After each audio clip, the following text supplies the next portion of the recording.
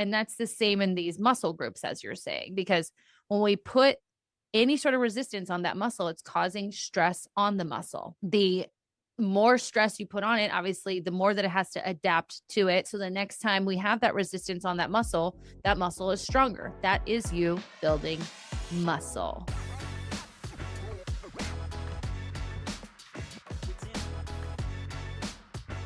Are you still on the train that you think weightlifting is going to make you bulky, that you will look like the Incredible Hulk? Well, if that's you, welcome to the Mindset Mirror Connection podcast. In today's episode, we are going to bust all the myths, 8 myths to be exact, around women and muscle building. So if you're ready, listen up and lean in as we elevate your mind. Welcome, everyone. For those of you new to this podcast, we are going to banter for the first 10 to 15 minutes about our lives, babies, puppies, and whatever we're watching on TV. So if you don't want to hear about that, you can look at the show notes below to skip to the topic at hand.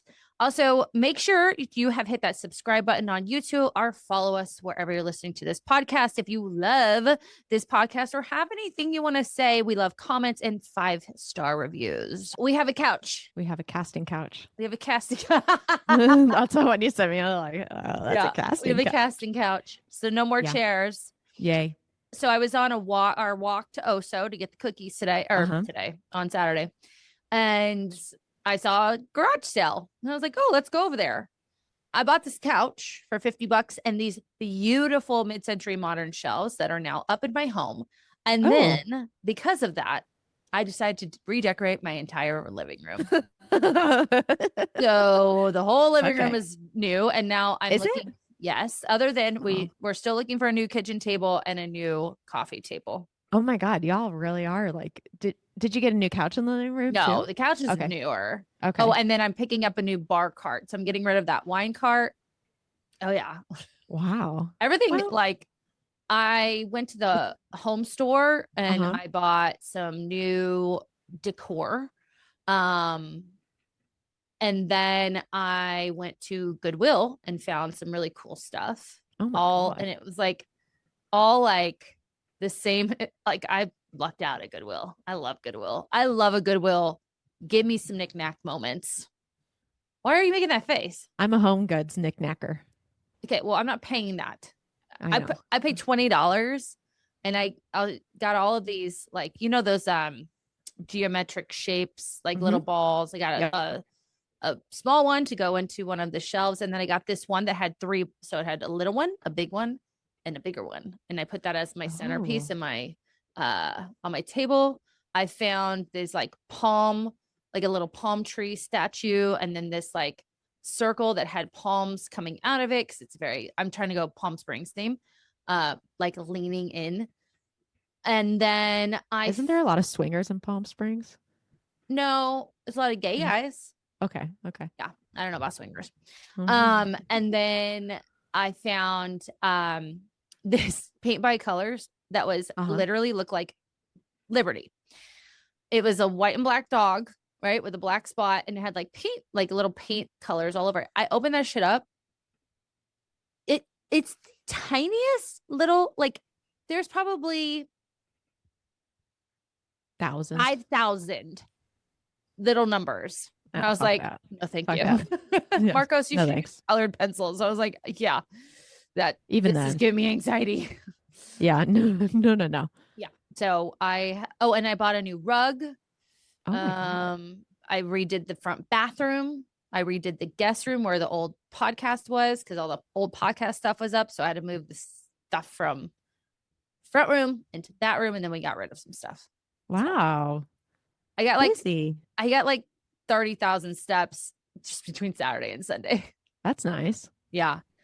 And I took Liberty on the longest walk yesterday. It was a nice day out. So I was like, I'm taking myself to Lucy's. I didn't even tell Mark. I was like I just told him we were going for a walk, and we just walked all the way down to Lucy's and back. She doesn't like being on the road, obviously, PTSD on like a main road. So we took the canal. So I had to like go through the neighborhood to the canal. And I saw a nun running. I saw that on your Instagram. I was like, fuck yeah. Like, whoa. I should have been like, hell yes. No, it's good. Yeah. Preach, lady. Preach. But then I was like, what if she's not a nun? I mean, she had the thingy. Yeah. I was like, what if that's like, The nun hat. I don't know yeah. what And I'm it's like, called. where is she running from? Because I don't know that there's like a Catholic A school. Catholic church around? She Them might live nuns at at a Catholic Catholic church. churches? I don't know. I guess we could Google where do nuns live. They live they live in not monastery, Uh, I don't know. a monastery, right? My cousin has a nun's house that around the corner for him from him. Like they all live in this house. Oh, is it They by live my in house? No, it's in Tempe. So I had a nun sit next to me on a flight once. Ooh. And that's when I used to be kind of fearful of flying. And I was like, Uh-huh. oh, okay, this is good. I've had Yeah, nuns on my plane. good sign Off, or bad sign. It could good go side. either way. Yeah, often I've had a nun or a priest. And she was the coolest nun. She talked about her life before Uh-huh. becoming, Jesus's side piece. And I was like, this is the best. I love her so much. I followed her on Instagram. She was wonderful. She has an Instagram?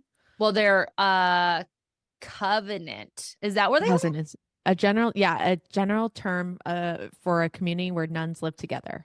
It's a covenant. Yeah. Yeah. They had. It's like the nuns of San Bernardino. Like I don't know what it was. Oh my God, that's so funny. Mm-hmm. That's funny. So we hung out. I finally met your child. I know. Isn't she a chunky? I love her. She's so cute. She's not. I don't think we need to call babies chunky. I think we I need know. to just call them babies. She's a baby. Yeah. Except so she did not get my streak ended, that's for sure. I had a good streak. And then last night was where it was like, oh, again, you're up again. What are you doing? Mm-hmm. And then, of course, like I told you with the medic. So the reason why we're virtual is because I have a headache that feels like a concussion that I know is from a medication change, and because my daughter decided not to sleep. And so I'm going to try and sleep at some point today. Yes. Anyway, yes, you met her. We had a very busy weekend, and Michael and I had a lot of growth opportunities of learning and communicating about our child. So we did push dinner a little too late, as you saw. I had to do an Irish exit with a screaming child, which wasn't bad. And then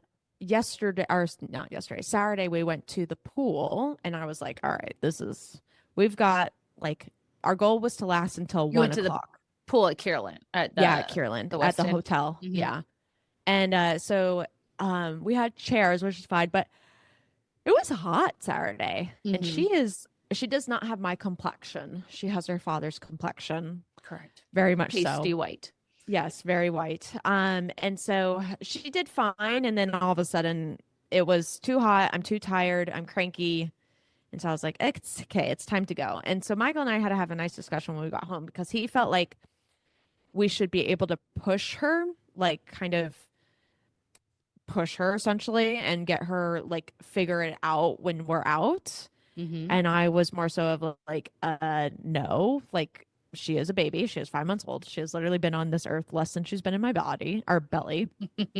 And I was like, it's hot. It's sunny. She's very white. I said she needs like a solid nap. She hasn't taken like a good nap. And it's just not fair for us to be like, well, too bad we're at the pool, you know? Well, And I think there's a balance there where you don't have to rush out, see Yes. if it passes. And then if it We doesn't pass, then That's what I tried. I tried to get it to pass, but she was like not having it. So I was like, I mean, we can stay, but this is our reality. our reality. And it's not very, and like at some point it's like, okay, but so what's the point of staying? Because she needs another nap, which, okay, fine. And then she's going to feed. And by the time that's all said and done, it's 3 o'clock, and you didn't want to be here at 3 o'clock. Right. So what are we doing? Yeah. And we had met our goal time too. Like she had made it until 1:30. So I was like, great. I mean, and then yesterday we went to brunch. So we went to brunch at the Sanctuary. Have you ever been there? Yes. The hotel. Yeah. Mm-hmm. So we did that, and that was nice views. And then we Did they have the music? No, Okay. it was very empty, which I was surprised. Was it the indoor area? The elements? No, we sat out on their like deck patio. Okay. That they have. Yeah. They used to do like an not all you can eat. Yeah, I guess Like like a buffet? with Oh. music and like No, mimosas. Yeah. they did not have that at all. It's beautiful. I love it. Yeah, I would recommend for like, I would recommend if you've got somebody visiting Arizona to go Yeah, there absolutely. for Or you're brunch. visiting Yeah. and stay there. It's nice. Oh, yeah, their pool looked nice. It looked very adults only. We love that. We love an Yeah. adults only I thought moment. about that too because I was like, Yeah. this is a very adults only like area. I'd like that. hmm So I tried out something new today. What? I went to a Oh, I saw. Go ahead. Okay, go group ahead. I wanted fitness to ask you. class. So Uh-huh. as I told you guys, I want to make friends, new friends, meet new people. Yeah. I'm spring cleaning friends right now. Uh-huh. You've stayed on, so Thank you. congratulations. Okay. And the few of you that I've been in contact with, congrats. And where I met some of my best friends was at F45. Like I met Uh-huh. Dustin there and Jordan. So I was like, I want to go to a group fitness class, but I don't want to go. Like, I'm not going to not practice what I preach just to meet Yeah. people. So I was inspired because when we were traveling, when we were in Chicago, I went to this gym called The Garage in Ukrainian Village in Chicago. If you are in that area, check them out. They're dope because what they do is they have a strength series and they have like a high rocks, like cardio series. Mm-hmm. So the strength series is, I believe it was like 3 or 4 days a week. And they create these papers and like you did like your main lifts and then accessory work. I mean, and I'm talking like fun shit, like we did shoulder press with the kettlebells hanging from the bar. Have you done that before? Shoulder press with the kettlebells hanging So from the the bar? kettlebells, so you have a barbell. Uh-huh. You put Oh, you put man, the talk about bands. stability. I Yeah. know, like cool shit like that. And I was like, Yeah. that was fun. And then, it definitely it is more circuit training, but there's no like you have to hit so many. I mean, you could do one set in the 10 minutes if you wanted to, right? Uh-huh.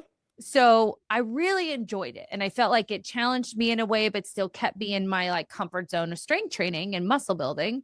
And Mm-hmm. so I wanted to find something like that here in Phoenix. And lo and behold, there's a place right down the street from my house on Yep. 16th Street in Glendale. So they run a push pull like a conditioning.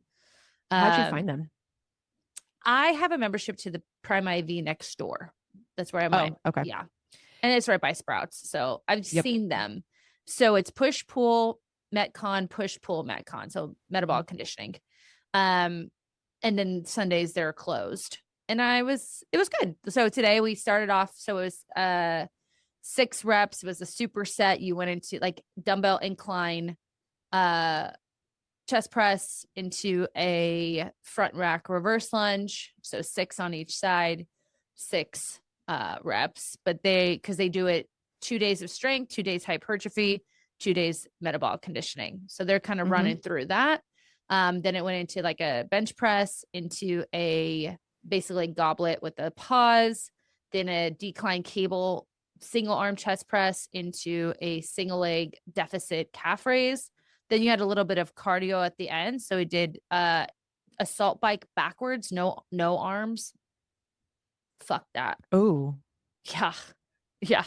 And then some core. So we did some like wall throws with the ball, not wall balls, but just kind of throwing forward and then into like elevator planks. And then they warm you up to cool you down. You're on your way.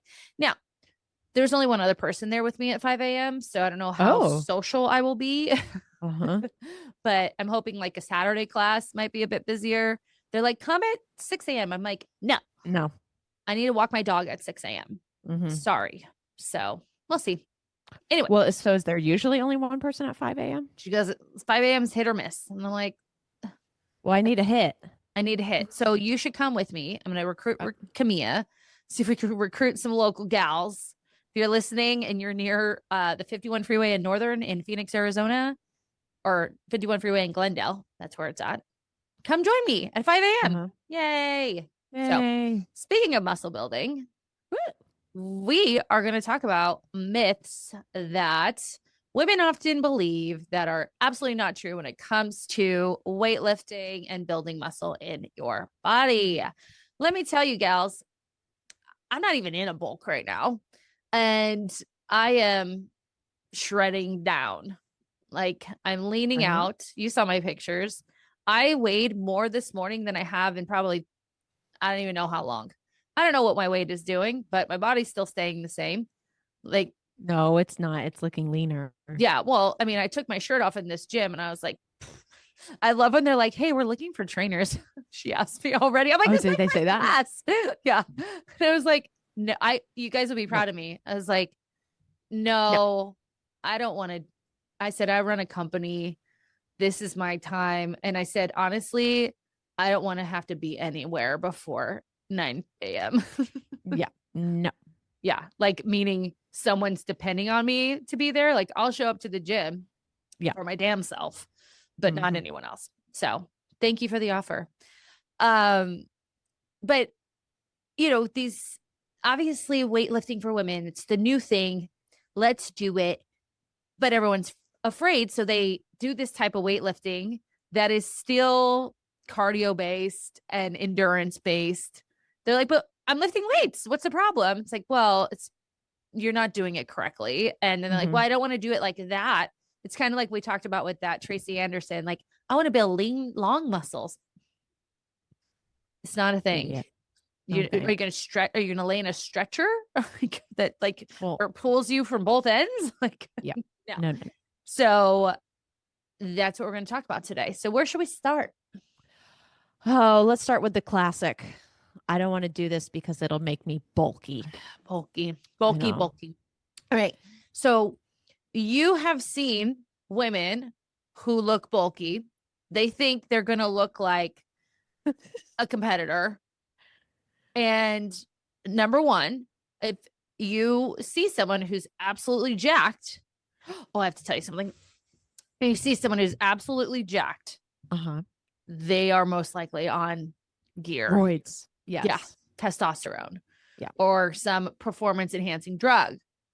Remember that. And I want you, if you have a brother or a best friend that's male or a husband or a partner, boyfriend, ask them how easy it is to put muscle on their body. Because they probably go to the gym all the time. And are they fucking jacked? Probably not. Probably Well, not. My husband works out 5 days a week, not jacked. Muscular, not jacked. yeah. Yeah. He's not. Well, and like shape. because I've heard this before. Well, it does make me bulky. And it's like, well, then what was your nutrition doing? Right. And were Mm-hmm. you adding calories back in from your workout that you so-called burned? Okay. So, go ahead. No, Were you go. Sorry. No, go ahead. Go ahead. It's like a steak. Uh-huh. There's lean. Yeah. You're building that lean muscle underneath, but there's still a layer of fat on the outside.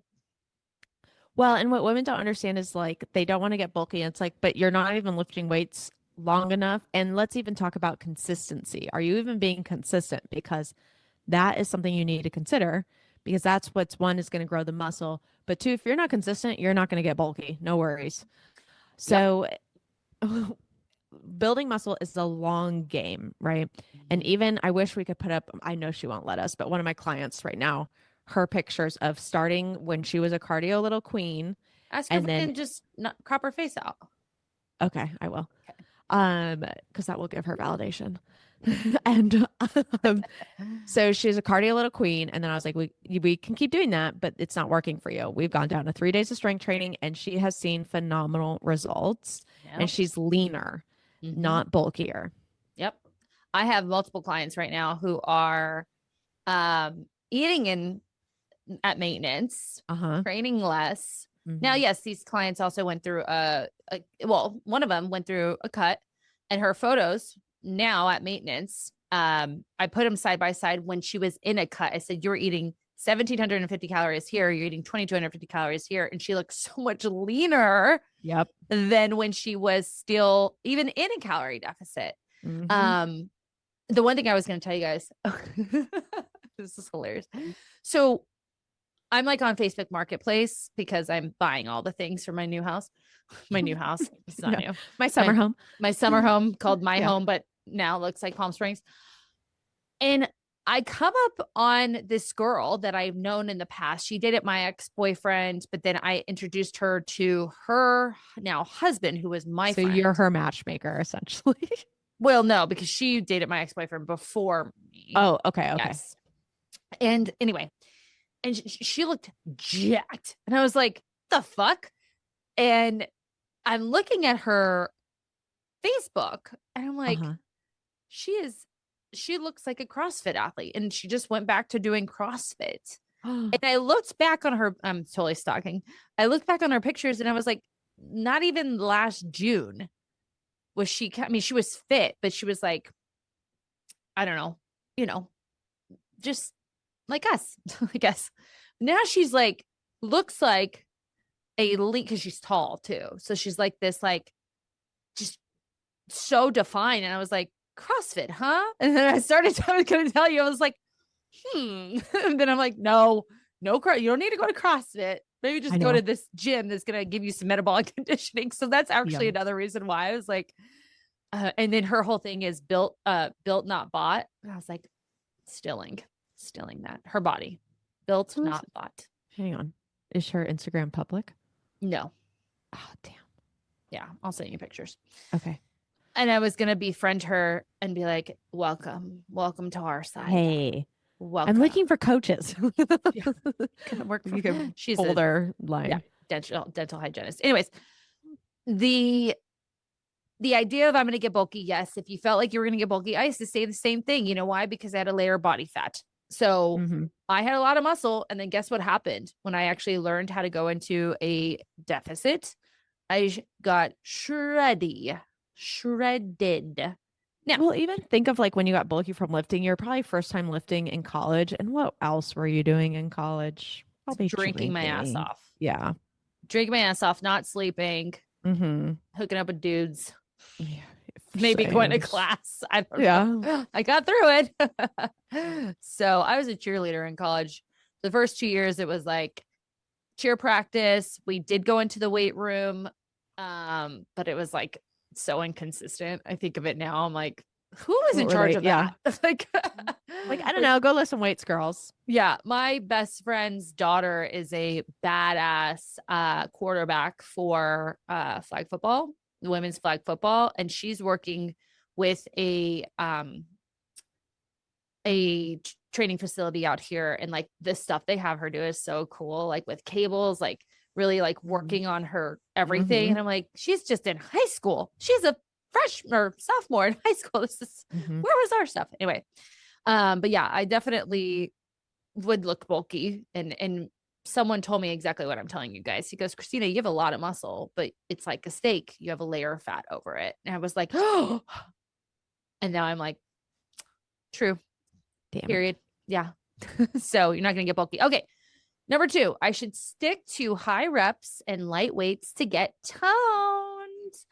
So this idea of toning, right, is toning, leaning is really muscle build, like building muscle. Now, you're also going to reduce body fat, of course, to get this look. So we want to build muscle, which is one tissue, and reduce body fat, which is another tissue. But in order to build muscle, we have to put a stress on that muscle. So talk to us about progressive overload. Well, first I want to talk about the toning word because I found a article that discussed where the tone word came from. And it came from the 1980s. And it was, and this references our number 1 of the fear of bulking. And it promoted the idea of achieving a slim and defined physique without becoming bulky. So it was literally just a marketing technique. And because the term was used to appeal to women's desires for a certain body aesthetic, differentiating them from the muscle building goals often marketed to men. Right. So, hello. But anyways, I want to say something though. Like even in the 80s, the women who were on fitness magazines were most likely doing traditional training. Yes. Because not all fitness models are on steroids. Do you know? Yeah. Do you disagree? Well, I think nowadays it's a lot of peptides that are happening. Yeah, I agree. And whatnot. So I would say a lot of them aren't on steroids, but a lot of them are doing things beyond what the normal person will need to do to achieve what they're trying to do with their body. Yeah. And so when they're promoting and you'll see them do these high reps with light weights. So they'll go into a bicep curl to a lunge back to an overhead press with the same weight. That's not progressive overload. That's just using the same weight and you're not really challenging the muscles. Progressive overload is challenging the individual muscle parts so that they get stronger over time. Mm-hmm. So, for example, if you're thinking of a bicep curls, a lunge, and then an overhead press, those three movements should be broken down and not one seamless movement. That's because your leg muscles are much stronger than your bicep muscles and your arm muscle. So it should go, the highest weight will be with the lunge. The second highest weight will be with the overhead press. The lowest weight is going to be with the bicep curl. Mm-hmm. And so there is no reason for you to use the same weight for each of those. Now we can talk about reps and set schemes, and that can be the same for each of those. But even that's going to change over time if we're doing an appropriate progressive overload. Yeah, I have a good example for this. So, Okay. as a therapist, when people are stressed out, my job is to give them coping skills so that they can adapt to stress better. So that it's not that stress goes away, it's that they now have these skills to adapt to stress and makes them stronger mentally. Hey, YouTube, today's giveaway, yes, we're starting this, is the Self Mastery Method, which is a self-led program on my mindset method. All you have to do is comment below on this podcast, and we are going to randomly select the winner, and you will get access to that program for 4 months and be able to work through the entire method and join along with all that we do. Now, back to the show. That is the same thing with your muscle. So, going back to the like therapy thing. So if someone like stubs their toe, that coping skill is going to be less because it's a less intense thing. Whereas if they have a deadline, right, that's going to be a higher coping or a coping skill that maybe we need more of, or needs to be a bit more intense or more focused. And that's the same in these muscle groups, as you're saying, because when we put any sort of resistance on that muscle, it's causing stress on the muscle. The more stress you put on it, obviously, the more that it has to adapt to it. Now, obviously, we don't want to go too far over where we're actually hurting ourselves, but the stress, right, triggers the nervous system to say, whoa, there's this resistance on this muscle. Then in the recovery phase, we are adapting to and kind of building back from that stress, similar to as if you use a coping skill to calm your body down, right? We're building back. So the next time we have that resistance on that muscle is stronger. That is you building muscle, just like you would build mental strength. It's how you build physical strength. But if you're not doing enough, you're using the same coping skill for stubbing your toe for the deadline. It's not okay. And that's that concept of like using the same muscle or weights for bicep curl to like a quad dominant movement. Yep. So good. Anything else? Nope. Okay. Number 3, ready? Yes. Number 3, if I stop lifting, my muscle will turn into fat. As we said earlier, muscle and fat are completely different tissues. So they are not even the same thing. Correct. Now, and imagine, wait. Like, hang on. Let's think about this. Say all your muscles literally did turn into fat. You would not be able to move. Correct. Because your musculoskeletal system works together. Yeah. It has nothing to do with fat. Yeah. And no, the idea is silly. Now, sarcopenia is a very real thing. Sarcopenia is the loss of muscle. Right. And as you all know, hopefully, if you've listened to this podcast long enough, muscle is the organ of longevity. It has so many benefits for mental, physical, even cognitive.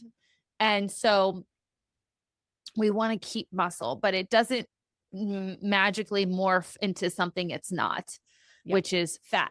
Fat tissue is separate. And I think that, if you stop training again, you're not going to be moving as much, and you are going to maybe, gain some fat on your body, depending on why you stop training. Now, if like you're injured or, you're hurt or like, I don't know, sick in a way that you can't train, you may not gain fat, but obviously your energy balance is going to be different, meaning energy in versus energy output is going to be different. And you could potentially gain fat. Number 4, I need to lose fat before I start lifting.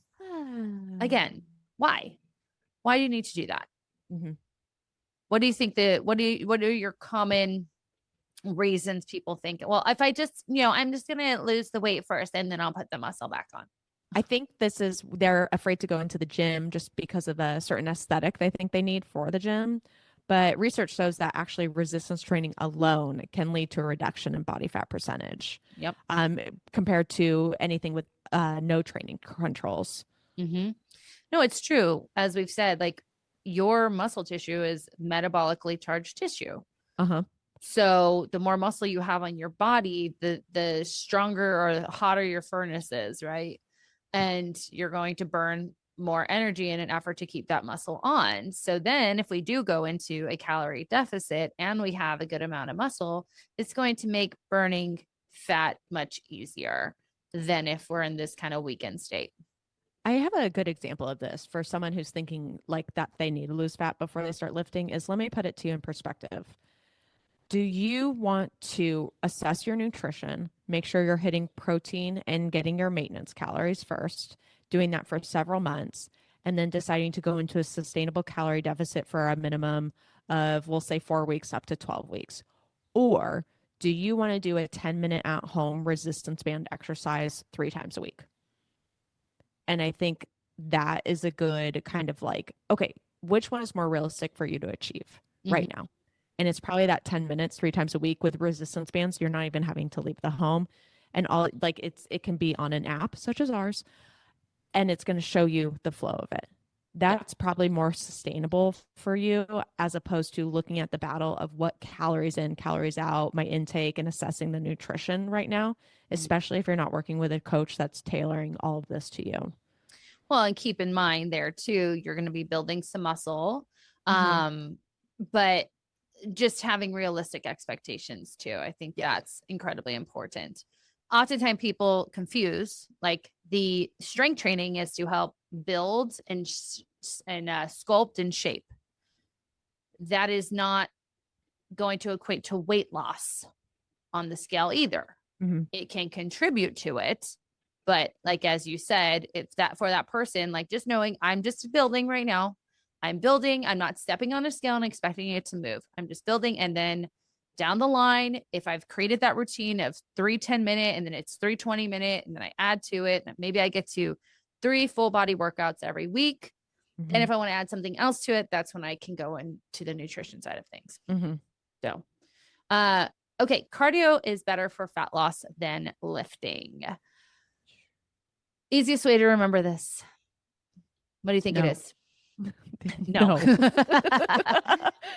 Now, I don't want to shit on cardio because no, I don't want to either, because truly, if you enjoy it, then do it. But most of the time, it's not being used for enjoyment. It's being used for a caloric burn. Now, punishment. I tell clients, you can do that, but just realize that when you do cardio, you are utilizing that energy right then and there, and that's it. Mm-hmm. If we are focusing on muscle building, you are using that energy up to 48 hours after you've done that workout. Right. So yes, your watch is not going to show you the same amount of calories burned for that time, but what it's not showing you is the additional calories burned over those 48 hours from that one strength training session. Mm-hmm. And so how can you quantify the two? Go ahead. No.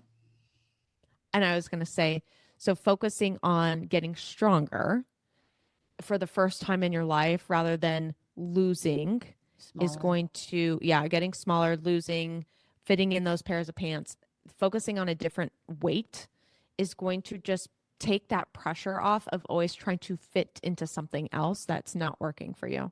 Mm-hmm. Yeah, I think focus on getting stronger, then, being able to walk. I think walking is great. It's great for your nervous system. It's going to help with total energy and energy expenditure without putting so much stress on the body. And then like for me, for example, I'm going into like a metabolic conditioning type of workout. Why? Because I'm feeding myself a lot of food to support that. Right. Whereas most people who are doing cardio are in a deficit. They're putting all this stress on their body. They're not recovering. So if, if that's not you and you're not in a place, or you just don't have the time, or you don't want to go and do metabolic conditioning, like walking is wonderful to help with getting that extra conditioning in. And I do add some like zone 2 cardio for my clients, 20 minutes a week, 2 to 3 times a week, just to help with cardiovascular health. Right. And that is important, obviously, especially if you have a family history of any sort of like CD risk. So cardiovascular disease. All right. Moving on. Myth number 7, I can spot reduce if I train one area hard. Myth number 6. Oh, that's okay. Did I get that wrong? Okay. Myth number 6. Yeah, there you go. I can spot reduce. I'll do it again. Myth number 6, I can spot reduce fat, specifically fat, if I train one area hard. That's just one we get in our fucking forum a lot. Yep. So you can't target fat loss, but you can target muscle growth. So I have clients who are in maintenance. I'm going to do a testimonial on this client because she lost weight and she has kept it off, and she just keeps getting tighter and tighter, and she's eating more and more, and has like a pretty, she travels more than most people, and she still has amazing results. And today she starts her first program where we are focusing on building certain areas. So we're going to really focus on glutes and like the glute hamstring folds, her shoulders, really like trying to get the little cap on her shoulders, and her back. Which are the 3 most prominent areas that women want to find. Oh, yeah. Yeah. Oh, and quads. We're doing some quad work too.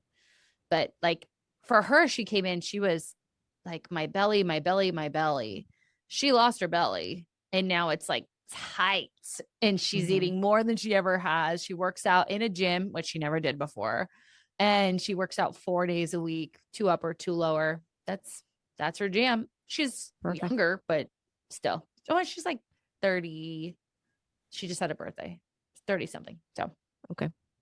But yeah, we can't spot reduce. So people will always ask us in our forum, do you like, what workouts can I do to lose this mommy pooch?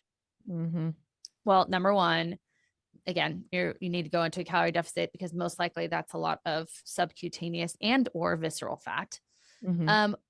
Or if you need to listen to our pelvic floor episode, there are other things that could be causing that, like an upper ab gripper, or a C-section, the scar, right, that they haven't mobilized. Oh, talk about that. So like the C-section scar, they'll call it the C-section shelf, but it like creates like a pooch. But what they haven't done is like that scar tissue is so tight and restricting that's what's creating that shelf, because they didn't like desensitize it and didn't mobilize it and move it. So like just like scar tissue can build up in your shoulder if you've had shoulder surgery or something like that, it's the same thing on your abdomen. So we have to like put different fabrics on your belly around that scar, just to like oh, there's feeling there, right? And these are different feelings.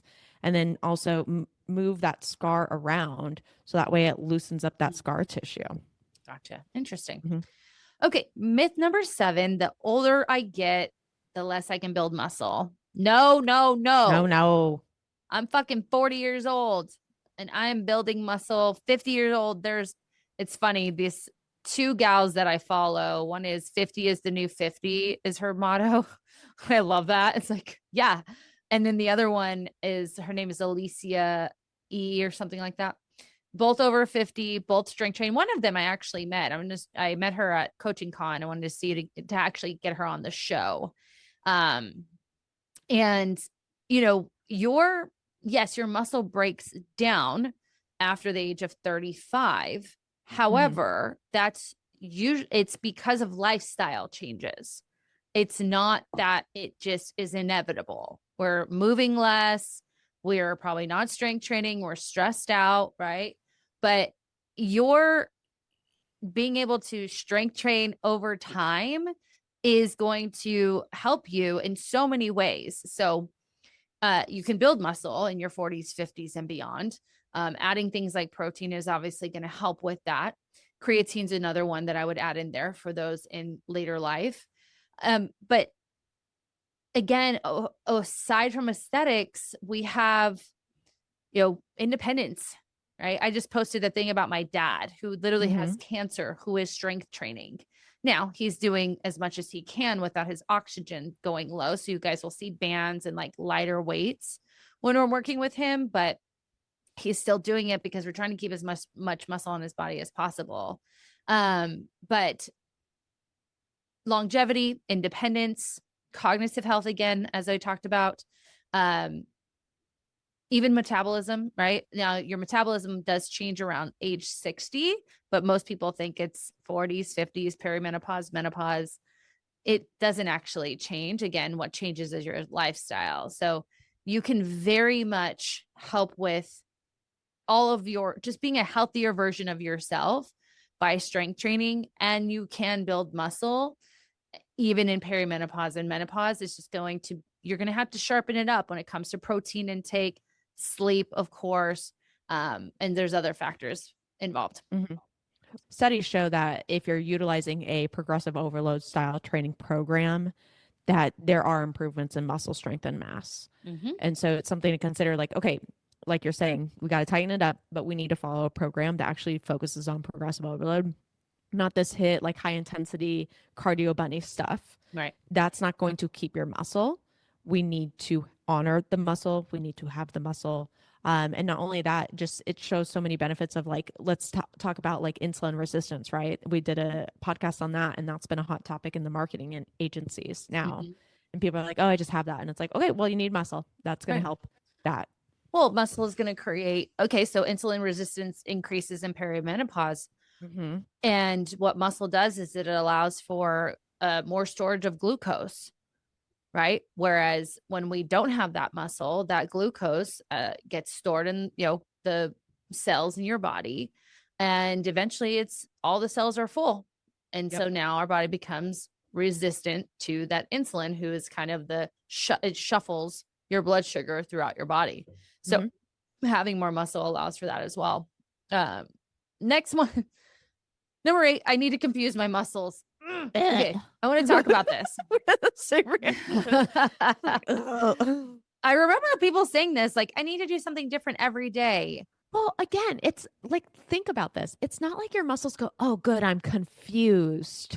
Like, oh, they're very actually boring and like routine. They resistance, adaptation, rest. Resistance, adaptation, rest. Like, that's it.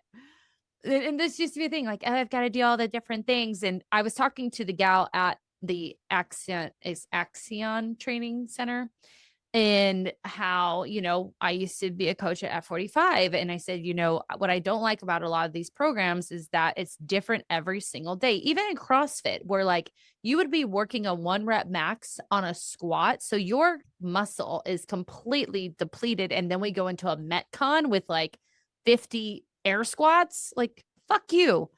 I used to get pissed. Like, this is bullshit, Yeah. But you don't need to confuse your muscle. This being consistent, focusing on progressive overload. I would even say this, for a lot of our clients, they get bored after 4 weeks. And I get it. They're new to training. They want to change it up. But I will say, once I have a client who is getting to a place where they're training at a weight that's challenging, where they're telling me, because normally when they start, like, oh, I got a PR. And then they're like, I'm not getting a PR anymore. I'm like, great.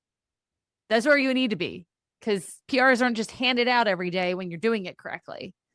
They're not even handed out weekly, Well, and even to go off that of like, they're saying it's boring. It's like, once you kind of figure out how to manipulate the exercise, meaning, okay, so we'll go a 3 by 8 to 12 reps, right? Okay, hold on. So go ahead. Explain that to people. You say this all the time, quickly, all the time.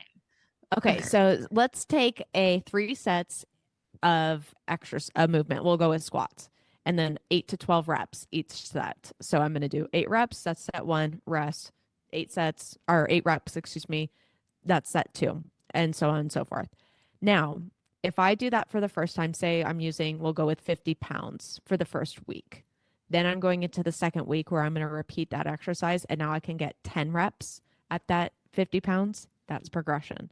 Then I go into the third week and I'm like, man, I want to go heavier. So maybe I put on 60 pounds and I get 8 reps with it. That's what starts making it fun of like, how can I kind of push this? You're like Or, gamifying it. uh-huh. And so say I get maybe 70 pounds, right, at 12 reps, but 75 is really hairy. So, okay, so now how do I make those 12 reps feel heavier so that way the following week maybe I can go up and weight a little bit and then drop my reps. It's all like this kind of dance and jig of putting puzzle pieces together so that way you can build that muscle. Well, and what I was saying is with my clients who do get to that place where they're like, oh, I'm not, hitting certain PRs or I'm not seeing any change like right Oh, away.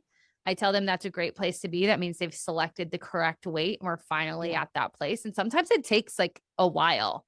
Mm-hmm. And for one of them, we used to change her workout program every 4 weeks and then she'd get Uh-huh. a new set of exercise. And I'm like, no, you're in this more advanced place. I'm going to have you stay in the same training for 12 weeks. But what I'm going to Ooh. do is I'm going to change the style of training.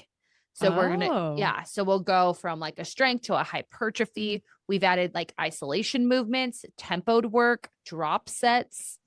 We're getting into the fun shit. Now the movement is exactly the same, but we're changing kind of how we're like just at the Set and rep. rep scheme. Yeah. Exactly. And that's where it gets fun because you're like, you can start seeing amazing progress. Another thing is I have clients do failure sets.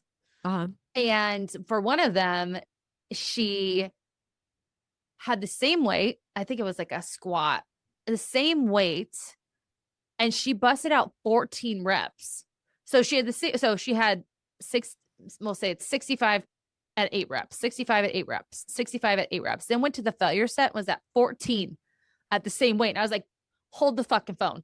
You need to be better be putting those 8 reps up, girlfriend. So that's always Mm-hmm. fun to see too, like how much they can get out on a failure type of rep or set, I should say, failure set, and then be like, okay, you've been holding back. So Yep. that's the confusion part of it is not staying in the same rep and set scheme. You can have the same, I dare someone out there, do the same 4 workouts for the whole year. Just change from a hypertrophy to a strength to an endurance, adding in things like single leg balance, tempo, drop sets, failure sets, AMRAPs, whatever. You're going to see amazing progress. That's Mm-hmm. the confusion. And don't do it like every week. You can take time. Well, that goes back into we did a podcast on like planning your workouts throughout the year and different types of workout styles too. So we've got episodes on that information. Oh, yeah, we do. Mm-hmm. So takeaways for the listeners. You're not going to get bulky. Nope. I promise. If you do, we got to look at nutrition, right? Uh-huh. Strength train at least 2 to 3 days a week. This is, if you look at any part of a woman's life, whether it's when they are in their 20s, that once they have kids, postpartum, perimenopause, menopause, strength training 2 to 3 days a week will always be prescribed. Mm-hmm. Right? Focus on form, focus on progressive overload. If you watch my stories, my Instagram stories on Friday, I was doing 35 pounds shoulder press times 8. Ooh, I did see that. Did you That's see heavy. the last 2 reps? I don't remember, but I know what that should look like. She was shaking. Yeah. She was shaking. That was almost failure. I probably pushed it a little bit. Yeah. I don't know if I would have got a 9th rep up, but you want to have like 1 or 2 reps in reserve. Mm-hmm. Meaning, could I do 10 at that weight? Maybe, but I'm going to stop at 8. Uh-huh. So what else? What other takeaways? Well, yeah, I would say, and we hadn't really talked about this because this was mostly focused on like muscle miss. But in order to get the muscle, we need to make sure we're eating enough, especially protein. Yep. And women undereat protein, and there's some fear mongering going on about protein. And that doesn't mean you need to have like a carnivore only diet or a keto only diet, but there is a general lack of understanding what food actually brings to the table when we're trying to change our body's appearance. And not only that, it'll change how you feel inward because you're eating enough. So you're going to feel less fatigued. Your body structure is going to change. Your hormones are going to improve. All of the things. I would say that's myth 9, that you can build muscle in a calorie deficit. Oh, yeah. Please. You'll have people have newbie gains. People who are brand new to strength training, they will see some definition, but they're also losing fat on their body. Yep. So we have these muscles who've been kind of like dormant. They haven't really been activated and stressed. Plus, we're going in a calorie deficit. So yeah, you'll see a little bit more definition. But if you're beyond that, you've got to go into maintenance or a surplus in order to build muscle. That is really important. So myth number 9. And as Dr. Mary Claire Haver says, 1.6 to 1.8 kilograms of protein per ideal body weight or your current body weight. Ideal body weight is if you want to lose weight. So if you're like 200 pounds and your goal is 180, then you would do the calculations for that. And then track. Oh, this is a good one. This is why I like that place, because they give you a sheet. They have the 4 weeks of workouts. Oh, have your reps, and you can follow. That's nice. Progression. Yeah. It's the only reason I'm going. You should come. Do they keep your sheet for you, or you have to bring your sheet? I believe they keep it for you. I did not ask, but they did at the garage. They had like one of those binders where it's like ABC, and you just put it, you take it, and put it back. So good idea. Yeah, but definitely want to track your strength. It's so fun too. Well, like going back to your client who did the sets, the eight reps, and then 14 reps it out. Like now she knows next time, like, okay, I need to start heavier. Yeah. Whereas she might go on vacation and then be going back to the workout and be like, oh, well, last time I did it this and that felt pretty good. She may not remember, like, no, I truly do need to go up. And because if you're seeing like 65 pounds over and over and over again, it's like at some point we should be able to at least add 2.5s on here. Right. So just consider that. Yeah. And I want to say something too. Like, I know people get scared they're going to drop the weight. No, number one, you should learn how to bail out of a barbell. Obviously, dumbbells you can drop. But you'd be surprised. You'd be surprised with proper form and like recruitment of your core and stabilizer muscles that you're going to get it up. You just haven't tried. Yep. You're stopping at the scared spot. Now, do this, find a spotter, but tell the spotter, say, hey, like, I'll tell you when to grab. I will tell you when to grab them because and for new clients, this is the value of having a trainer too. Cause like when I would get new clients in person, one of the first things that I do is take them through like how to bail out because it's really important to know that. But also like having a trainer or a coach like that we do virtually, like we're looking at the workouts and seeing the weights. So going back to my 3 sets by 8 to 12 reps, if I'm seeing a client persistently hit 3 sets at 12 reps at, we'll say 50 pounds again, I'm going to message them and be like, you need to go heavier. Yeah. And just leave it at that. Absolutely. So good. Awesome. So in the comments, we want to hear which myth did we bust for you, or which one of the myths did you learn that provided you like change in your body in a positive way.